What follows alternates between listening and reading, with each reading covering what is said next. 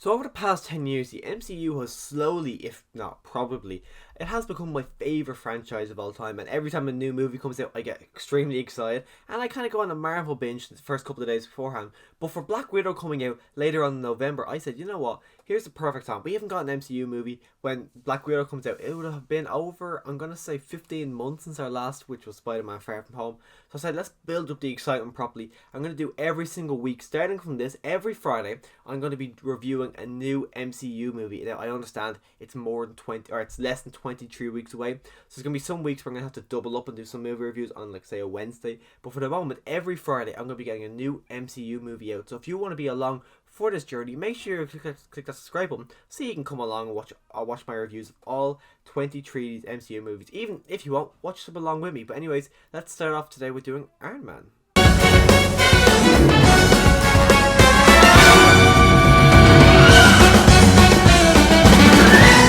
So a little background for me and the MCU. I was not there day one. The first MCU movie I properly seen was Captain America: The Winter Soldier at cinema. Now before that, I had seen the entirety of the Sam Raimi Spider-Man trilogy, which I loved. I had seen the Amazing Spider-Man 1, because I don't think the Amazing Spider-Man 2 had come out yet, but I had seen the first one. I was like, I know it's not Marvel, but I was a massive fan of the Christopher Reeve Superman movies, and I'm pretty sure I had seen parts of the first Avenger as well as Captain America: The First Avengers. So that was kind of the only movies I had seen prior to seeing Iron Man. Didn't really know much about Iron Man. I just kind of knew, okay, that's Robert Downey Jr. That's all I knew about Iron Man. So going into it, not knowing really anything, I was actually kind of blown away with how good this movie was the first time. And it's just one. But I remember the very first time I watched it, it was on crap quality. It wasn't like Blu-ray, it wasn't DVD. It was just some crap link I found online just so I could watch Iron Man. And looking back at it now, if that was me watching it now, I wouldn't have even entertained the idea of watching it. But I was just so excited to watch Iron Man at the time. I watched such a crap quality. But looking back at it now, why the hell was that my first experience watching Iron Man? Because that was just horrible looking quality. So let's actually kick this off with, of course, talking about the casting. First up, we got Happy Hogan, aka Jon Favreau. At the time, for me, he was just Monica's boyfriend in Friends, which I imagine he was for a lot of people. But now, he's one of my favourite directors who I'm really excited to see what he does. So to see him in this really minor role, but he's also the director of the movie, which is pretty cool. He directs some really great movies. Some of my favourite movies are Jon Favreau movies, which is, it's kind of a cool idea. But him in this movie as well, I enjoy his character. He's not really there much, like, he really is barely there. He's a lot more prominent in the second movie, but in this movie he's fun where he is. He plays it very serious compared to what he is in later movies. In the two Spider-Man movies, he's very serious in this movie, but his character alone, I'm a fan of the Happy Hogan character. I actually bought a pop vinyl of Happy Hogan yesterday. But then also we got Gwyneth Paltrow. I've never really been a fan of the Pepper Potts character.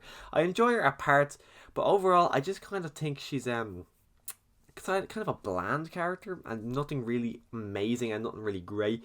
Up against Tony Stark, where he's like, to me, he's like a bigger than life character. She's not really that. She kind of grounds him a bit, but I'm just really not a fan of the Pepper Potts character. As well, we got Tony Stark, of course. How could you talk about Iron Man without Tony Stark? Robert Downey Jr., everyone says it's because it's true.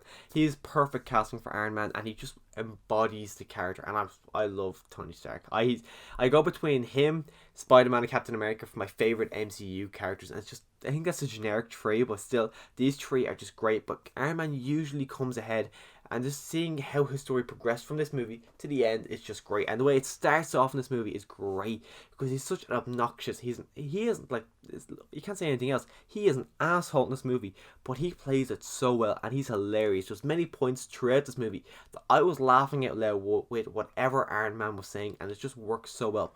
Last casting choice I want to talk about, it's Terrence Howard playing Rhodey. Terrence Howard, I don't mind him. I actually like him as Rhodey. I don't know if I would prefer to see him continue on, or even just leave Don Cheadle in the role, because I am kind of fond of Don Cheadle. But what Terrence Howard in this movie does, I feel, okay, I could be wrong. Maybe when I rewatch more of the MCU movies going forward, I will kind of go back on what I say now. But after this, I think him and Robert Downey Jr.'s chemistry maybe is a lot better than Don Cheadle and Robert Downey Jr.'s, because these two lads seem like they're actual mates rather than Robert Downey Jr. and Don Cheadle. I'm not really sure, but from memory, I don't think they really work as well together. But Terrence Howard and Robert Downey Jr., they seem like actual really good mates.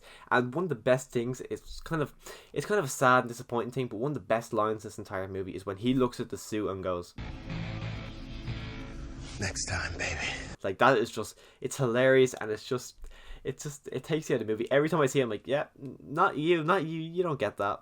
And all of the cave stuff within this movie is just, it's great. It's great character building for Iron Man. I love having the knowledge I have from Endgame and then rewatching Iron Man and Johansson's death, which is just, every time I see it, it hits me like, oh crap, I can't believe he's dying again. Because in fact, it is a really sad death. But the fact that he sacrifices his life for Iron Man, he says to Iron Man, don't waste your life, and then seeing what he actually does in Endgame is just, it's a great circle, and it's a great story of that has been told from Iron Man. But then it's just his escape from the cave in general. I just think it's great. Like, I've even got the first Iron Man suit in Pop Vinyl, which was really hard to get, but I just had to get it just because the whole, like, the breakout scene of him in that suit, I just think it's great. Like, he gets, like, when he flies up in the air and the suit just completely falls apart when he's burning stuff around, and it's just, I think the first scene in him in his first suit is just great, and it's just such a fun scene. But it's also a really intense scene because, like, even though you know he's gonna get out, you're like, is something gonna happen here? But just the whole cave scene, I just think is great. And then after Tony Stark gets back to America, and we see that montage of him building like the Mark II is.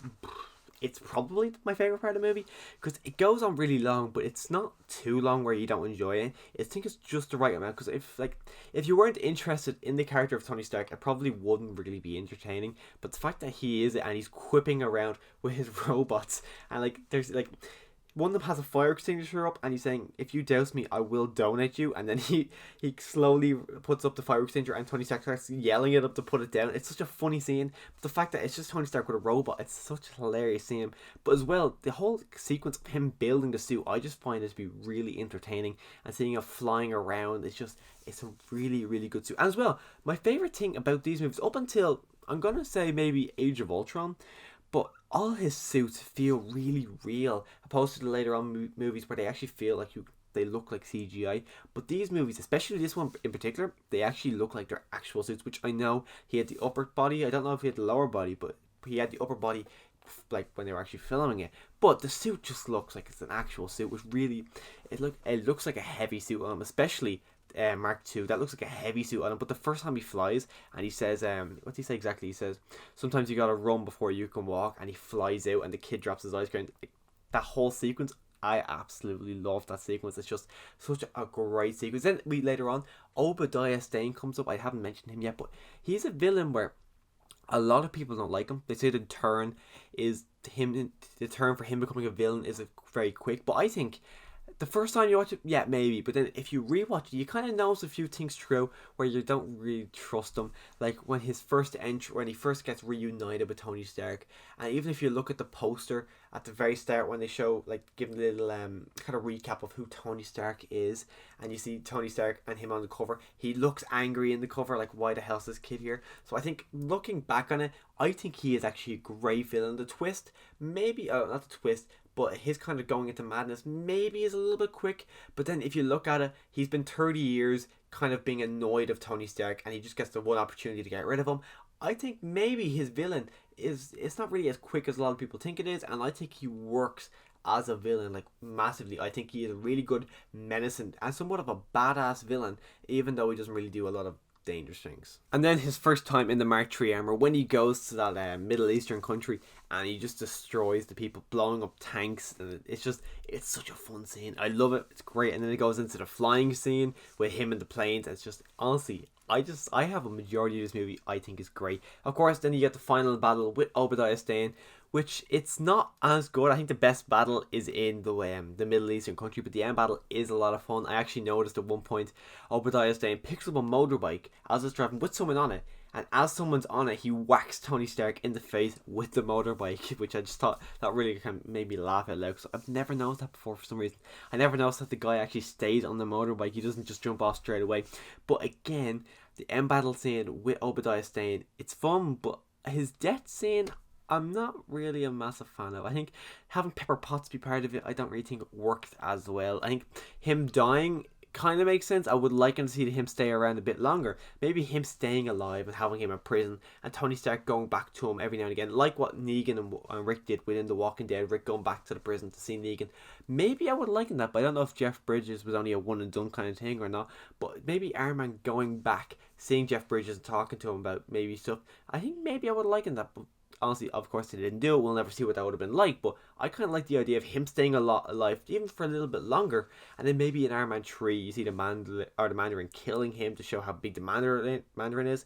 But I just like the idea of Obadiah staying alive for just a little bit longer. And of course, how can you mention Iron Man, the movie, without like talking about the most iconic scene, if not the most iconic scene in the entirety of the MCU? Not if not like, I know you got the iconic scene like so many in Endgame, but of course this is the most iconic scene in the entirety of the MCU. The truth is,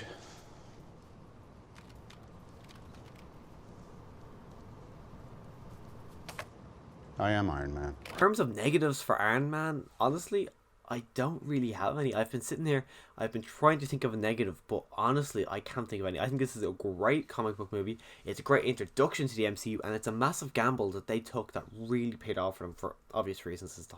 Endgame's the highest grossing movie of all time, just paid off massively for them. But this movie, I have a lot of fun with it. I'm surprised I hadn't seen it in so long, and I don't understand why it took me so long to go back and watch this movie again, because it's such a fun movie. Robert Downey Jr. in this movie makes it, of course, and I just love seeing Tony Stark, and like this kind of former Tony Stark where he's quipping a lot. He is an asshole, but I really enjoy him in this movie, and I don't know why it took me so long to actually just go back and watch Iron Man again. Like for I don't know how many times I've seen this movie. But if you want to see future MCU reviews from me, next Friday I'll be doing my review of The Incredible Hulk, which that's a movie I haven't seen in God knows how long, so I'm actually excited to sit down and watch that one again. So if you want to hear my thoughts on that movie next week, make sure you click that subscribe button so you can come back next week and watch my review for The Incredible Hulk. Also, if you've seen Iron Man recently, because if you're kind of doing like I am doing and building towards Black Widow, let me know your favorite scene from the first Iron Man movie in the comments down below. Also, as always, thanks for watching.